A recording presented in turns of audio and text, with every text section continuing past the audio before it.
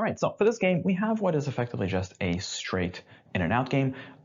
We have a bunch of these foods that are going to be, well, some of them will be selected, some of them will not be selected. We do also have to contend with different types of foods. So we know that essentially we have these two desserts, F and G, and we can just subscript that. We have three mains, N, O, and P. And then we have three sides, T, V, W. Actually, I suppose one other kind of wrinkle that they throw in here is that in addition, we also have to worry about some of these being hot foods or not. To keep track of the hot foods, what I'll do is I'll just circle them and just keep the track of them that way. So F, N, and T are going to be my hot foods. Now, we also have spacing. So we are told that there's going to be exactly 5 that are going to be in, which leaves us with exactly 3 that are out. And that's huge. That should already be incredibly noticeable. There's only 3 things that are going to be out, which means that as soon as we can kind of lock down those 3 spaces one way or another, it resolves everything else. Everything else gets pushed in, and that can be incredibly powerful. So you definitely want to keep track of that outside. Anyways, from there, let's take a look at the rules.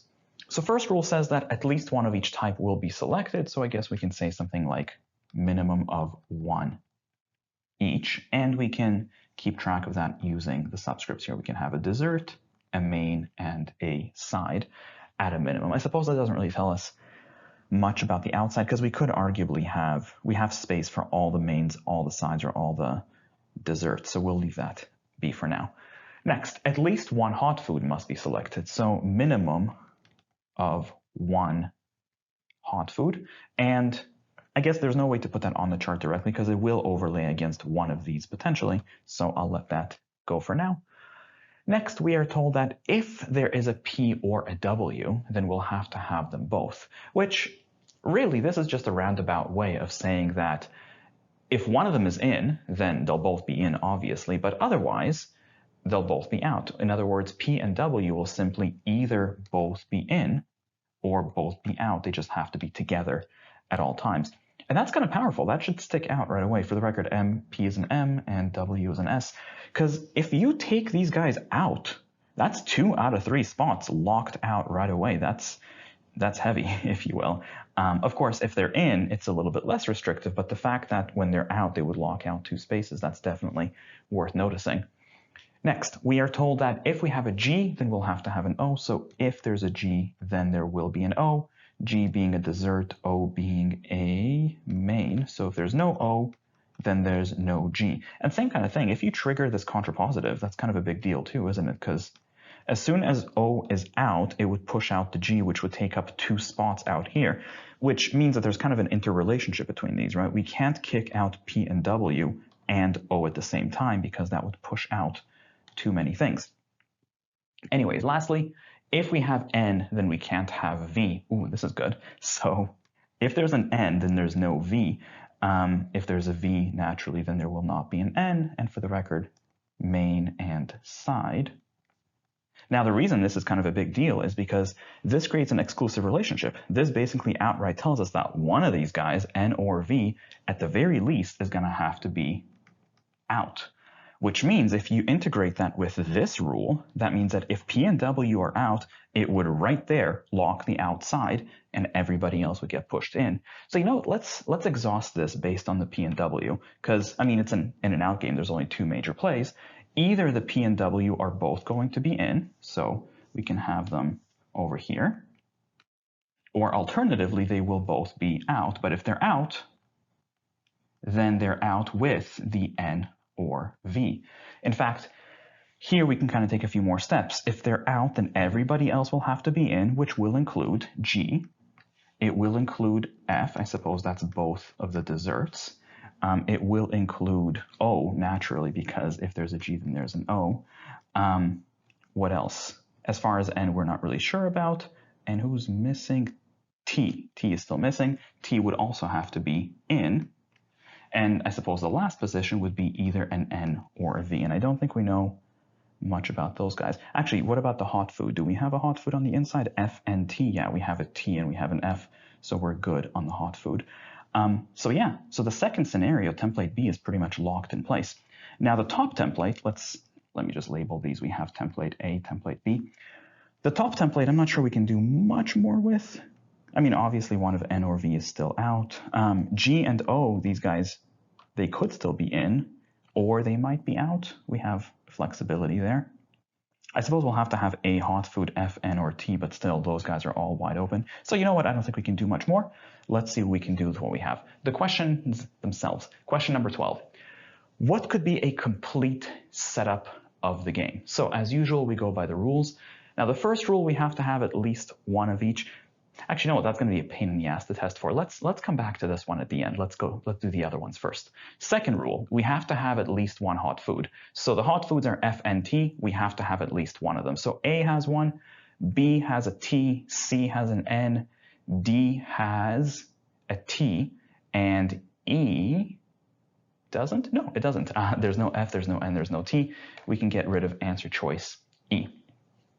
Next, P and W rather, either they're both in or they're both going to be out. So answer choice A has them both out, B has them in, C has them in, D has them split. We can't do that. We can get rid of answer choice D. Next, if we see a G, then we have to also have an O, and we're just down to A, B, C. So answer choice C has a G, but there's no O. We can get rid of that one. And lastly, N kicks out V, which disqualifies answer choice A. So that leaves us with answer choice B as the best answer to question number 12. And as usual, I suppose we can plug this in. Answer choice B says FOPTW, which leaves us with G on the outside, N on the outside, and V on the outside. And I guess if we wanted to, we can always plug in the types. N, O, P are all mains, and these guys are sides. So to the locals, question number 14 is our first local question. So let's take a look. If O is the only main selected. Now, if we look at our exhaustions, you'll notice that that pretty much locks us out of template A, right? Because here we have a P, which is a main dish. So if O is the only main course, then we are locked into template B. And moreover, this guy is not going to be a main, so it cannot be N. So this will have to be a V, and this will have to be an N. So we can probably do this mentally now. The question is, which of the following cannot be selected? What must be out? And that would be P, W, and N would have to be out. Since of the three, W is the only one there, the best answer to question number 14 is E. Next, question number 15. If F is not selected. Now, if F is out, you'll notice that that pretty much forces us into template A, because template B definitely has F on the inside. So let's run this. If F is out, that means that we're stuck in template A, so P is in, W is in. F would have to be out. And from there, anything else that we can do here? Of course, we still have to have one of N or V out. Actually, okay, so check this out. If if O was out, then G would have to be out as well, wouldn't it? Which means we can't really kick out the O, because then we don't have room for enough people on the outside. So O then is going to definitely have to be in, O being a main dish. Actually, we could have done this another way too. We have to have at least one dessert, and since F is out, then that leaves us with G, who is going to have to be in. That takes care of that, which would have required O anyways. And then beyond that, actually, do we have a hot food? F, N, T. And I suppose we don't, right? We have F on the outside, but there's no hot food on the inside. So I suppose this last position is either going to be an N or a T. That could go either way. All right, let's take a look. The question now asks, what could be true? P is the only main, and no, because we know that O is definitely in. Answer choice B, T is the only side, and no, that cannot happen because W is already here. Answer choice C, exactly two hots, and no, we really only have one space for a hot food, this one over here, so that wasn't happening. Answer choice D, exactly three mains, and actually maybe, because P and O are already in, but this could be an N, which would have been a main as well. We could have had three mains. This arguably is viable, just in case, three sides, and no, we have one side and maybe a second one, but definitely no room for three sides to be in. So the best answer here is answer choice D, for question number 15. Next, question number 16. If T and V are the only side dishes selected, so if T and V are the only sides that are in, so right away that locks us out of template A because here we have W, which is a side. So if T and V are the only sides, that just locks us right back into template B. And moreover, V will be here and this will be N. So on the outside, we're going to have P, W, and N. And yeah, let's take a look. The question here is, which of the following is a pair of foods, each of which must be selected? Well, let's see. F and G, and actually, yeah, there it is. We would have to have an F and a G. The best answer to question number 16 is A. Just in case, let's take a look at the rest.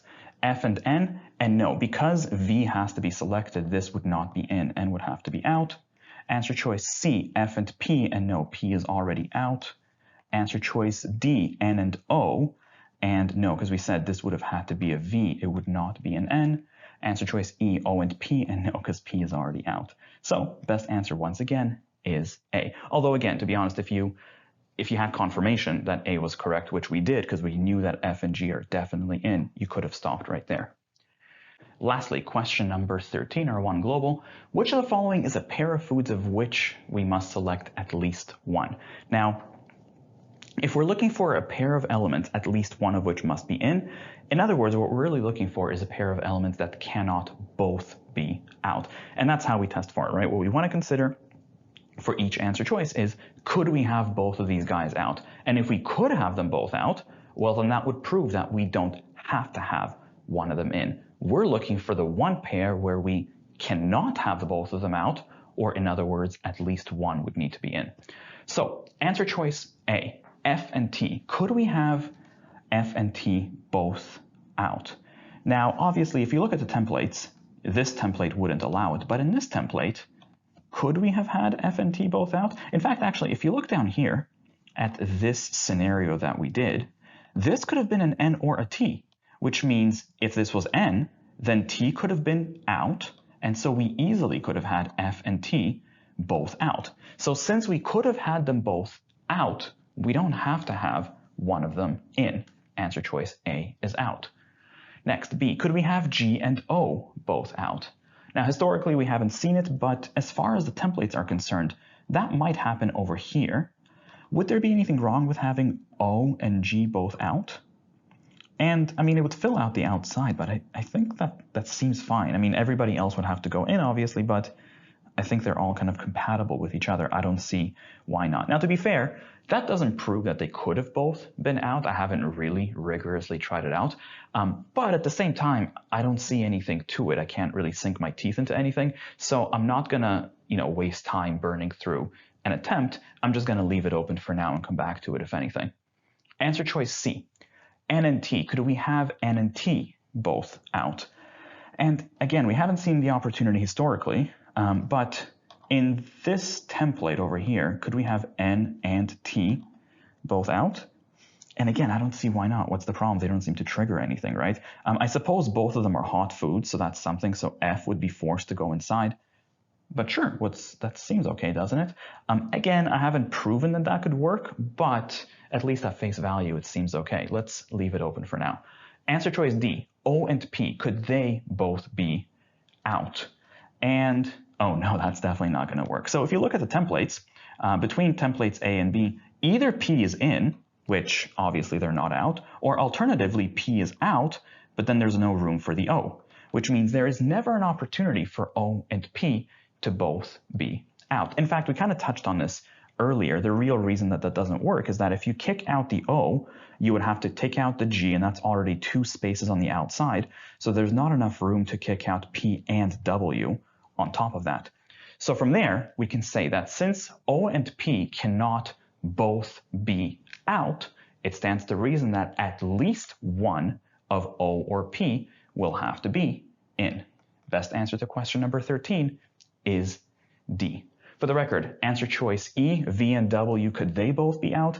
And that actually, we can see the opportunity over here. We could have had W, this could have been V. So W and V easily could have both been out. So we don't have to have one of them in.